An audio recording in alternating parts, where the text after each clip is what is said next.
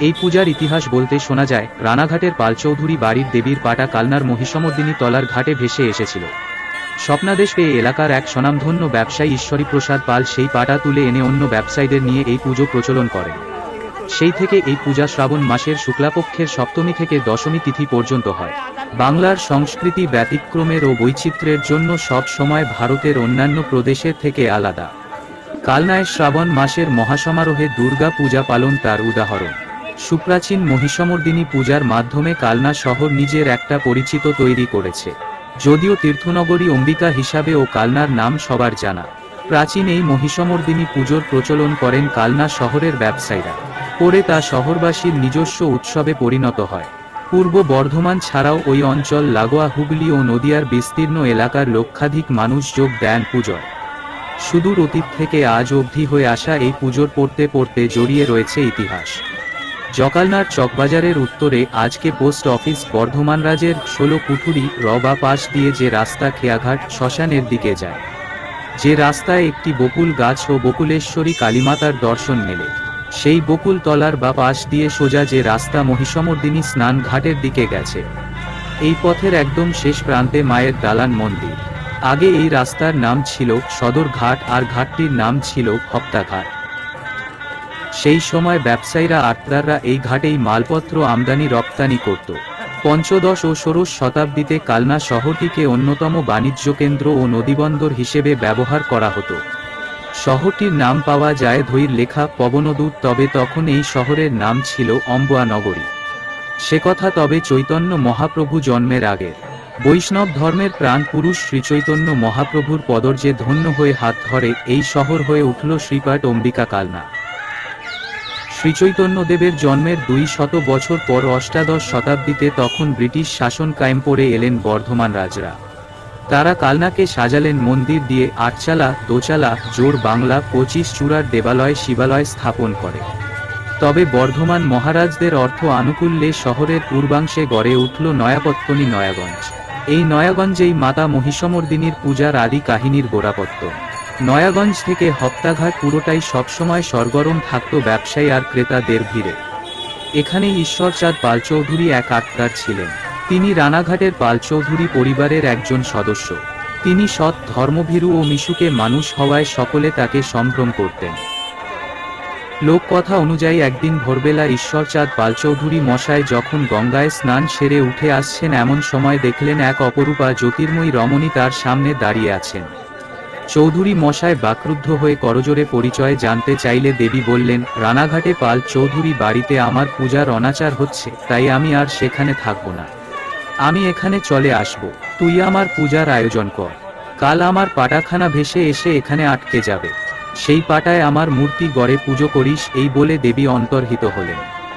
এইভাবে মহাসমারোহে মা মহিষমর্দিনীর পাটার অভিষেক সম্পন্ন হল। নিত্য পুজোর ও ব্যবস্থা হল। পুজোর ব্যয় সুষ্ঠুভাবে করার উদ্দেশ্যে ব্যবসায়ীরা বিক্রিত মালের ওপর মন পিছু 8 পয়সা করে কর বৃত্তি ধার্য করছিল। ক্ষেত্রমোহন ব্যানার্জি এই কর আদায় করতেন। তবে মায়ের মূর্তির প্রথম কারিগর মৃৎশিল্পী শ্রী ভবতারণ পাল রানাঘাট থেকেই এসেছিলেন। লোককথা অনুযায়ী ও স্বপ্নাদেশ পেয়েই ভবতারণ পাল মায়ের মূর্তি নির্মাণ করতে আসেন।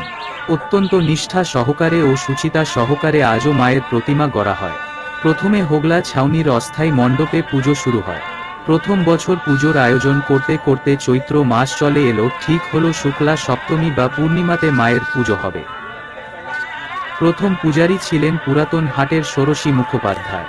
তবে এখানে দেবী দশভুজা, সিংহস্কন্ধ এ দণ্ডায়মান, পদতলে তিক ত্রিশূলে বিদ্ধ মহিষাসুর, দুপাশে জয়া ও বিজয়া চামর ব্যজনরত।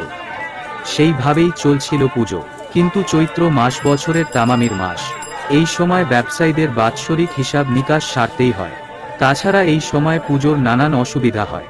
মায়ের পূজার সময় চৈত্র মাসের পরিবর্তে শ্রাবণ মাসের শুক্লা সপ্তমী বা পূর্ণিমায় করা হবে ঠিক করা হলো। হোগলার ছাউনি প্রতিবছর ছাইতে হতো, তাই পাকা মণ্ডপ করার প্রয়োজন হয়। স্থানীয় সেন মশাই, কুণ্ডু মশাই, মালিক মশাই, চাল মশাই প্রমুখের উদ্যোগে 2 ঘর যুক্ত করি বর্গা পাকা মণ্ডপ তৈরি হলো। একদিকে 2টি স্তম্ভের পিছনে মায়ের মূল পুজো বেদি। 2 ঘরের মধ্যে একটিতে ভোগ ঘর, অন্যটায় নৈবেদ্য ঘর। মন্দির থেকে সিঁড়ি দিয়ে নেমে প্রকাণ্ড আটচালা। অনেকগুলি লোহার বিম স্তম্ভের মতো টিনের চালাটিকে সুন্দর মজবুতভাবে ধরে রেখেছে। আগে মাঝে মাটি দিয়ে উঁচু করে রেলিং দিয়ে ঘিরে যাত্রার আসর বসত। পুজোর সময় হপ্তা ঘাটের ঘাটে হরমিলার কোম্পানির স্টিমারে করে আসতো বেলোয়ারি ঝাড় লণ্ঠন। তাই দিয়ে বিরাট আটচালা সহ মন্দির সাজানো হতো। পূজার সময় মায়ের পূজা বেদির দুপাশে কাঠের গ্যালারিতে পিতল কাঁসার বাসন সাজানো হয়, যদিও আগে ঘোড়া, বালতি, ঘটি, বাটি, গ্লাস, গারু ইত্যাদি সাজানো হতো পণ্ডিত বিদায়ের জন্য। কারণ পুজোর সময় নানা দিক থেকে শাস্ত্রজ্ঞ পণ্ডিতরা আসতেন, চণ্ডীপাঠ, বেদপাঠ করতেন। তাদের নগদ বিদায়, ধর্মগ্রন্থ এসব বাসনগুলি দিয়ে বিদায় দেয়া হতো। প্রথাটি উঠে গেলেও বাসন আজও সাজানো হয়। পুজোর কদিন কীর্তন, ঢপ, তরজা, যাত্রাপালা একটার পর একটা হয়েই যেত। পূজার আরেকটি আকর্ষণ ছিল পুতুল নাচ। 4 দিনের পুতুল নাচ হতো। ঘাটালের প্রসিদ্ধ পুতুল নাচ আসত। যারা পুতুল নাচাতো তারাই এক একটা পুতুলের চরিত্র অনুসারে সংলাপ বলতো, অভিনয় করত, গান করত। তবে এখন ঘাটালের পুতুল নাচিয়েরা আর আসে না। মায়ের আটচালার সামনের স্থায়ী নহবতটি তৈরি করেন ব্যবসায়ী রাসবিহারী চাল মহাশয়। 1922 সালে এই নহবত তৈরি করেছিলেন কালনারী প্রখ্যাত মিস্ত্রি প্রিয়লাল। নহবতটি অত্যন্ত আকর্ষণীয়। পাকা স্বল্প উচ্চ ভিতের ওপর 4 পাশে লোহার বিমের স্তম্ভ, তার ওপর কাঠের কারুকার্য মণ্ডিত নহবতটি অনেকটা হাতলবিহীন পালকির মতো। চূড়ায় একটি লাল টিনের নিশান, চারদিকে প্রাকার বেষ্টন কর কাঠের ঝিল্লি। মেঝে কাঠের, একদম নিচের মেঝে ইটের, সেখান থেকে কাঠের সিঁড়ি সোজা উঠে গেছে নহবতে। বিমগুলি লাল ও ওপরের পালকির খোপ ও ঝিল্লিগুলি সবুজ রঙের। পুজোর সময় 4 দিনই সকাল দুপুর সন্ধ্যায় 3 বার নহবত বাজে।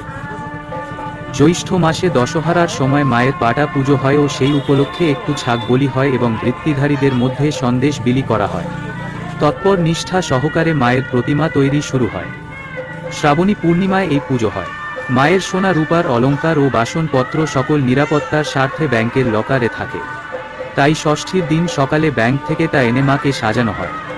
এই পুজো দুর্গা পুজোর মতোই 4 দিন ব্যাপী হয়, সপ্তমী, অষ্টমী, নবমী ও দশমী। তবে বোধন ও নবপত্রিকা হয় না। সপ্তমী পুজোর দিন একটি ছাগ বলি হয়। অষ্টমী পুজোর দিনও ছাগ বলি হয়। নবমী পূজার দিন মানসিক পুজোর ভিড় শুরু হয়।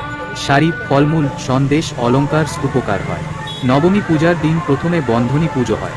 বর্ধমান মহারাজের যেহেতু এই জায়গা নয়াগঞ্জ, তাই আজও প্রথম সংকল্প হয় বর্ধমান মহারাজের নামে। প্রথম পুজোর প্রবর্তক রানাঘাটের পালচৌধুরীরা, তাই তাদের সম্মানে পাল চৌধুরীদের নামে দ্বিতীয় সংকল্প। শেষ হবার পর সাধারণের পুজো শুরু হয়। মানসিক পুজোর পর বেলা 1টা থেকে ছাগ বলি শুরু হয়, যা একটানা বিকাল 5টা পর্যন্ত চলে। যারা মানসিক করেন তাদের আগের গোমস্তা গদিতে নাম লিখিয়ে খরচ দিয়ে রসিদ নিয়ে আসতে হয়। অসংখ্য বলির শেষে 2টি ছাগ, একটি স্থানীয় খ্যাপাকালী মায়ের মন্দিরে ও আরেকটি শহরের অধিষ্ঠাত্রী দেবী অম্বিকা সিদ্ধেশ্বরীর কাছে বলির নিমিত্ত যায়। বলিদান পর্বের পর শুরু হয় ধুনা পোড়ানো। সন্তানবতী নারীরা আসেন ধুনো পোড়ানো জন্য। ধুনো পোড়ানো পর শুরু হয় হোম। সপ্তমী ও অষ্টমীর দিন বেলা দুপুর থেকে সন্ধে পর্যন্ত অন্নক্ষেত্র চলে। নবমীর দিন কেবল সন্ধ্যা থেকে অনেক রাত অবধি অন্নক্ষেত্র হয়। 3 দিনই অন্নক্ষেত্র শেষ হবার পর নহবত বাজে ও শুরু হয় চাল বিতরণ, তারপর কাপড় বিতরণ। এসব পর্ব মিটলে শুরু হয় আরতি। প্রতিদিনই ঢাক, ঢোল, কাসর বাজিয়ে প্রায় 1 ঘন্টা ধরে আরতি হয়, বাজি পোড়ানো হয়। এখন মায়ের মন্দিরের সামনে অন্নক্ষেত্র হয়। আশা করি ভিডিওটি সকলের খুব ভালো লেগেছে। আজকে ষষ্ঠী, কাল থেকে পুজো শুরু, সপ্তমী চলবে বুধবার অবধি। বুধবারে বিসর্জন। অবশ্যই আসার চেষ্টা করব, বুধবারে একবার হলেও মাকে দেখার চেষ্টা করব বিসর্জনের সময়। চলুন শেষ করছি ভিডিওটি। কালনা থেকে কারা কারা দেখছেন অবশ্যই জানাবেন। এছাড়াও পূর্ব বর্ধমান বা নদিয়া থেকে কারা কারা দেখছেন অবশ্যই জানাবেন কমেন্ট করে। ভালো থাকবেন, সুস্থ থাকবেন এবং একবার হলেও মাকে দর্শন করে আসবেন। জয় মা মহিষমর্দিনী। সবাইকে ভালো রেখো মা। বলে শেষ করছি আমার ভিডিও। গুড বাই, ভালো থাকবেন সবাই।